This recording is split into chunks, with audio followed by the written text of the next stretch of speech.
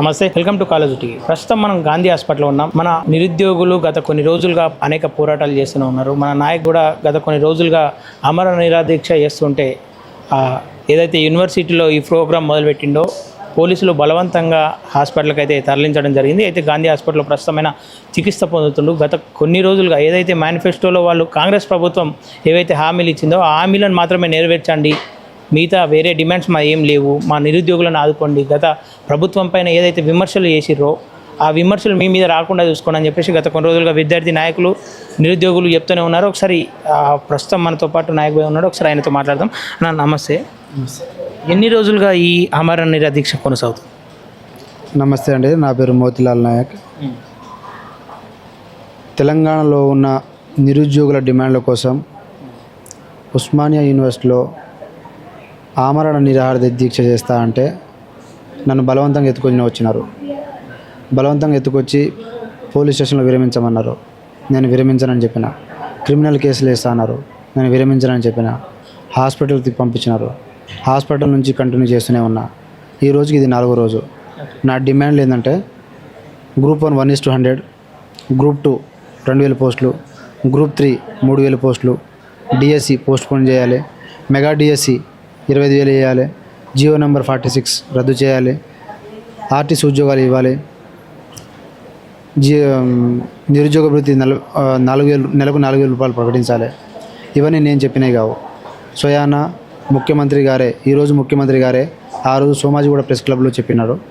కాబట్టి ఆయన ఏం మాట్లాడినారో ఆ మాట సంవత్సరం లోపల 1,00,000 ఉద్యోగాలు ఇస్తున్నారు. ఇప్పుడు 6 నెలలు అయింది. ఎమ్మెల్సీ ఎలక్షన్స్ అన్నారు, ఎంపీ ఎలక్షన్స్ అన్నారు, ధర్నాలు చేసినారు, మళ్ళీ చేసినారు, రిప్రజెంటేషన్ ఇచ్చినారు, అయినా స్పందించలేదు. లాస్ట్కి డేట్లు ఇస్తాం, ఎగ్జామ్ పెడతాం, జాబ్ క్యాలెండర్ ఇస్తామన్నారు. ఆ మాటలకు మేము చాలా చాలా డీప్ డౌన్గా హర్ట్ అయ్యి నేను 48 గంటల ఒక నిరుద్యోగ చేసి నాయకుడిగా 48 గంటల అల్టిమేటం ఇచ్చిన ప్రభుత్వానికి. ఇవన్నప్పుడు నేను ఆమరణ నిరాహార దీక్ష మొదలుపెట్టిన. కాబట్టి ఇప్పుడు ఇంకా ప్రభుత్వం ఈ 4 రోజులు అయినా స్పందించలేదు. కనీసం ఎవరితోనైనా కనీసం ఏమవుతుంది నా ఆరోగ్యం అనేది, నా ఆరోగ్యం అంటే వాళ్ళకి లెక్క కూడా లేదు. కానీ వాళ్ళకి అర్థం కాని విషయం ఏంటంటే నేను 34 లక్షల నిరుద్యోగులకు ఒక రిప్రజెంటేటివ్గా ఉన్నా. వాళ్ళని 60 నుంచి 70 నియోజకవర్గాలలో నిరుద్యోగ జేసీలు క్రియేట్ చేసి అన్ని యూనివర్సిటీస్ తిరిగి ప్రభుత్వ వ్యతిరేకత వచ్చి ఈ గవర్నమెంట్ రావడంలో ఒక కీలక పాత్ర, నా వంతు నేను పాత్ర పోషించినోడిని. అలాంటిది మరి ఇదే విద్యార్థులకు ఇదే నిరుద్యోగులకు న్యాయం జరగకపోతే నేను ఈ ప్రభుత్వానికి నేను ఎందుకు సపోర్ట్ చేయాలి? నేను ఎందుకు సపోర్ట్ చేస్తా? వీళ్ళు ఎవరైతే నిరుద్యోగులకు న్యాయం చేస్తారో, ఎవరైతే వాళ్ళు ఇచ్చిన మాట మీద నిలబెట్టుకుంటారో వాళ్ళకే పాలాభిషేకం చేస్తాం. వాళ్ళని ఎదిరించడం కోసం ఏ శక్తులకు మాతో కలిసి వచ్చినా కూడా మేము కలుపుకొని పోతాం. ఎవరు మద్దతు ఇచ్చినా మద్దతు తీసుకొని పోతూనే ఉంటాం. దీంట్లో ఎలాంటి రాజకీయ కోణం లేదు, ఎలాంటి వేరే ఉద్దేశం లేదు. మీరు సమస్య పరిష్కారం చేయండి, మాకు అదే మాకు 10,000. మాకు ఏ రాజకీయాలు ఏ ఉద్యమాలు మాకు అవసరం లేదు. తెలంగాణ అంటే ఉద్యమం చేసి అలసిపోయిన తెలంగాణ నిరుద్యోగ యువత. తెలంగాణ అంటే ఉద్యమం చేసి అలసిపోయిన తెలంగాణ నిరుద్యోగ యువత. తెలంగాణ అంటే ఉద్యోగం కోసం ప్రాణ త్యాగాలు చేసినటువంటి తెలంగాణ నిరుద్యోగ యువత. తెలంగాణ అంటే ఉద్యోగాలు వస్తాయని చెప్పేసి వేరే వాళ్ళని తరిమి కొట్టినటువంటి యువత. అలాంటి తెలంగాణ నిరుద్యోగం ఈరోజు నడి రోడ్డు మీద వచ్చిందండి. కాబట్టి నేను యావత్ తెలంగాణలో ఉన్న ఈ ప్రభుత్వం స్పందించకపోతే, ఈ ప్రభుత్వం ఇంకా 2 రోజుల్లో స్పందించకపోతే ఎల్లుండి అనగా 6వ రోజు అనగా గాంధీ హాస్పిటల్ వేదికగా 29వ తారీఖు నాడు మధ్యాహ్నం 3ంటికి యావత్ తెలంగాణలో ఉన్న నిరుద్యోగ యువత మొత్తము ఈ గాంధీ హాస్పిటల్కి వచ్చి మీరు నాకు మద్దతుగా రావాలి, నిరసన తెలిపి ఈ ప్రభుత్వం మెడలు వంచి మనకు కావాల్సిన హక్కులను మనం సాధించుకోవాలి. తెలంగాణలో దాదాపు 34 లక్షల మంది నిరుద్యోగులు ఉన్నారు కదా, ఇందులో మీరు ఒక్కరే ముందుకు రావడానికి గల కారణమే? సార్, నా జర్నీ నేను ఎక్కడ సమస్య ఉంటే అక్కడ ఏ పార్టీతో సంబంధం లేకుండా, బయాస్డ్ లేకుండా మాట్లాడడమే నా యొక్క స్ట్రెంగ్త్.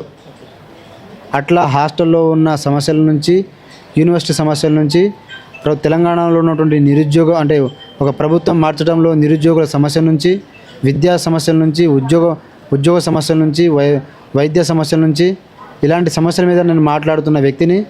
అలాంటిది నేను వీళ్ళందరి గురించి నేను కొట్లాడినప్పుడు, వీళ్ళందరూ నేను వందల మంది విద్యార్థులతో ర్యాలీలు నిరసన తెలిపి ఇంకో ప్రభుత్వం వస్తే ఉద్యోగాలు వస్తాయని నేను మాట ఇచ్చినప్పుడు, ఆ ప్రభుత్వం మాట నిలబెట్టుకున్నప్పుడు, ఆ ప్రభుత్వం ఏ ప్రభుత్వం అయితే లేదంటే ఏ శక్తులైతే ఆ ఉద్యోగాలు నిరుద్యోగాంశం లేకుండా ఉద్యోగాలు ఇస్తుందో, ఆ ఉద్యోగాల కోసం ఉద్యోగం రావడం కోసం నేను ఏ కార్యాచరణ అయినా నేను చేయాల్సిన అవసరం బాధ్యత నా మీద ఉంది. ఒక నిరుద్యోగ పార్టీలు నడిపిస్తున్నాయి, కేవలం 6 నెలల కాలంలోనే ఈ ప్రభుత్వం మీద మచ్చదేయడానికే ఇవన్నీ నడుస్తున్నాయని చెప్పేసి వాళ్ళు అంటారు. మీ మాట ఏమంటారు? సార్, ఈ 6 నెలల్లో ఈ ప్రభుత్వానికి మేము కోఆపరేట్ చేసుకుంటూనే వస్తున్నాం. వాస్తవంగా జయశంకర్ యూనివర్సిటీ ల్యాండ్ విషయాలు ఉన్నాయి, హైకోర్టు విషయం, అక్కడ చిన్న సరే అని ఆగినాం. ఇంకా మిగతా ఏ విషయాలు కూడా మేము ఎక్కడ కూడా, నేను ఏ ఎమ్మెల్యేనైనా కలిసినా, ఏ ఎంపీనైనా కలిసినా, ఏ పొలిటికల్ పార్టీ అయినా కలిసినా, ఈ ఉద్యోగాలు పోస్ట్పోన్ కావాలని, ఈ ఉద్యోగాలు పెరగాలని నేను ఎవరైనా కలిసినా, గాంధీ ఇందిరా పార్క్ దగ్గర ధర్నాలో నేను ఉన్నానా? నేను లేను. ఎక్కడైనా ఇవి చేస్తే అంటే వీళ్ళు చేస్తున్నారు కాబట్టి రెచ్చగొట్టినారని కాదండి, వీళ్ళు చేసిన దాంట్లో నేను ఉన్నానా? ప్రభుత్వం వీళ్ళు ఇంత చేసిన తర్వాత కూడా ప్రభుత్వం స్పందన చేయకపోతేనే కదా నేను ఈ స్టెప్ తీసుకుంది. మీ తల్లిదండ్రులు కావచ్చు, ఎవరైనా చెప్పిరా మనకెందుకు ఇవన్నీ అని చెప్పేసి? మా తల్లిదండ్రులు 100 చెప్తారండి.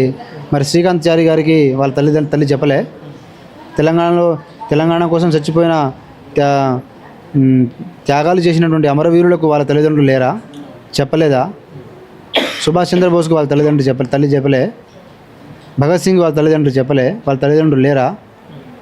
వాళ్ళలాగా నేనని కాదు, వాళ్ళ స్ఫూర్తితో, స్వాతంత్ర ఉద్యమం అనే స్ఫూర్తితో, ఆ భారతీయ జెండా అనే స్ఫూర్తితో, ఒక ప్యాట్రియాటిక్ స్ఫూర్తితో, తెలంగాణ అమరవీరుల స్ఫూర్తితో, ఇది నేను రాజకీయ చేయడం కాదు, సమస్యను ప్రభుత్వ దృష్టికి ఇది ఒత్తిడి ఉందని చెప్తున్నా. ఒత్తిడి తీసుకురావడం ప్రభుత్వం మెడలు వంచి పని చేయించుకుంటాం, ఎందుకంటే ఇది మా ప్రభుత్వం కాబట్టి. 4 రోజుల్లో మంచినీళ్ళు కూడా ముట్టలే మీరు? అన్న 4 చూడన్నా, ఇక మంచినీళ్ళు ముడితే 4 ఇట్లుంటుందా? మంచినీళ్ళు ముడితే 4 ఇట్లుంటుందా? మీరు చేస్తున్న ఈ పోరాటంలో పోలీసులు కానీ ఇక్కడ స్టాఫ్ కానీ ఏదైనా ఇబ్బంది పెట్టే ప్రయత్నం చేస్తుందా మీకు? లేదండి, వాళ్ళు కోఆపరేట్గానే ఉన్నారు. కానీ నాకు భద్రత పెంచాల్సిన అవసరం ఉంది. నాకు ఏమైనా జరగవచ్చు. నేను అనేటువంటి రాష్ట్ర వ్యాప్తంగా నేను అనేటువంటి ప్రభుత్వానికి ఒక ఎదురు శక్తిగా తయారవుతున్నప్పుడు నాకు ఎట్లాంటి హానికరం జరిగినా అది ప్రభుత్వ బాధ్యత అవుతుంది. నాకు తగిన సెక్యూరిటీ పెంచాలి, తగిన ఫెసిలిటీస్ కల్పించాలని నేను ఇక్కడి నుంచి కోరుతున్నా. ఇంకో విషయం, ఇక్కడి నుంచి యావత్ తెలంగాణలో ఉన్న మేధావి వర్గాలు, ఉస్మానియా యూనివర్సిటీలో ఉన్న నా నిరుద్యోగ మిత్రులకు, ఉస్మానియా యూనివర్సిటీ జేఏసీ అన్నలకు, నిజాం కాలేజ్ పోరాటం చేస్తున్నటువంటి నా అన్నలకు, ప్రొఫెసర్లకు, విద్యావంతులకు, ఉపాధ్యాయులకు, రైతాంగానికి, మహిళలకు, బీఎస్పీ పార్టీ కావచ్చు, జనసేన పార్టీకి కావచ్చు, తెలంగాణ జనసమితి పార్టీ, ధర్మ సమాజ్ పార్టీ కావచ్చు, భారతీయ జనతా పార్టీ కావచ్చు, తెలంగాణ రాష్ట్ర సమితి కావచ్చు, మీరందరూ సంపూర్ణమైనటువంటి మద్దతు పెద్ద మనసు చేసుకొని ముందుకొచ్చి ఒక సమూహం తయారయ్యి ఈ సమస్యను ఈ టైంలో కూర్చోబెట్టి మాకు మీరు కావాల్సిన రీతిలో మీ ఏ మార్గాల్లో మీరు ఒత్తిడి తీసుకురావాలో ఆ ఒత్తిడి తీసుకొచ్చి, ఈ ప్రభుత్వం మీద ఒత్తిడి తీసుకొచ్చి, ఈ నోటిఫికేషన్లు పోస్టులు పెంచి,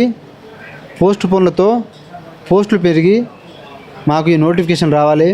ఈ 12 సంవత్సరాల్లో ఉన్న ఈ నిరుద్యోగులకు మీరందరూ అండగా నిలబడాలని ఈ యొక్క వేదిక ద్వారా మీ అందరినీ చేతులు మొక్కి హృదయపూర్వకంగా, మనస్ఫూర్తికంగా మిమ్మల్ని చేతులు జోడించి ప్రతి ఒక్క తెలంగాణలో ఉన్న ప్రతి ఒక్క పోరాట యోధులకి నేను మిమ్మల్ని మనస్ఫూర్తిగా వేడుకుంటున్నా. మీ యొక్క మద్దతు కావాలి. మీ యొక్క మద్దతు ఇచ్చి ఈ తెలంగాణలో ఉన్న నిరుద్యోగ సమస్యను ముందు తీసుకుపోండి. తెలంగాణలో ఉన్న నిరుద్యోగాన్ని మీ తల మీద పెట్టుకోండి. మీరు ఈ పోరాటాన్ని ముందు తీసుకుపోయి ఈ సమస్యనే లేకుండా రాబోయే రోజుల్లో విద్య ఉండాలి, వైద్యం ఉండాలి, హాస్పిటల్స్ బాగుండాలి, మనకు మన చదువులు బాగుండాలి. అలాంటి వాటి మీద మనం రాజకీయం చేయాలి. అలాంటి వాటి మీద మనము ఒక మేనిఫెస్టో తయారు చేసే స్థాయికి రావాలి. కానీ ఇన్ని ఉద్యోగాలు ఇస్తాం, ఇంతమందికి న్యాయం చేస్తాం, ఇంకా నిరుద్యోగం అనే సమస్యను దయచేసి రాజకీయం చేసి ఇంకా జీవితాలతో ఆట ఆడుకోకండి. కాబట్టి దయచేసి యావత్ తెలంగాణ ప్రజలకు చేతులు మొక్కి మరీ వేడుకుంటున్నా, మీరు ఈ సమస్య మీద మీ వంతు గళం విప్పండి, మద్దతు తెలపండి. ఈ నిరుద్యోగుల యువతలకు మీరు న్యాయం చేయండి. జై తెలంగాణ, జై హింద్. ఓకేనా, థ్యాంక్ యూ. అంటే చూస్తున్నారు కదా, ప్రస్తుతం ఇక్కడ ఇది పరిస్థితి. వాళ్ళకి ఏదైతే హామీ ఇచ్చారో ఇచ్చిన హామీలను నెరవేర్చాలని, లేకపోతే ఇది మరింత ఉద్రిక్తంగా మారుతుందని చెప్పేసి వాళ్ళ నిరుద్యోగుల తరపున అయితే వీళ్ళు చెప్పడం జరుగుతుంది. చూద్దాం ఇది ఎప్పటివరకు వెళ్తుందో. కెమెరామెన్ మహేష్తో నగేష్, గాంధీ హాస్పిటల్.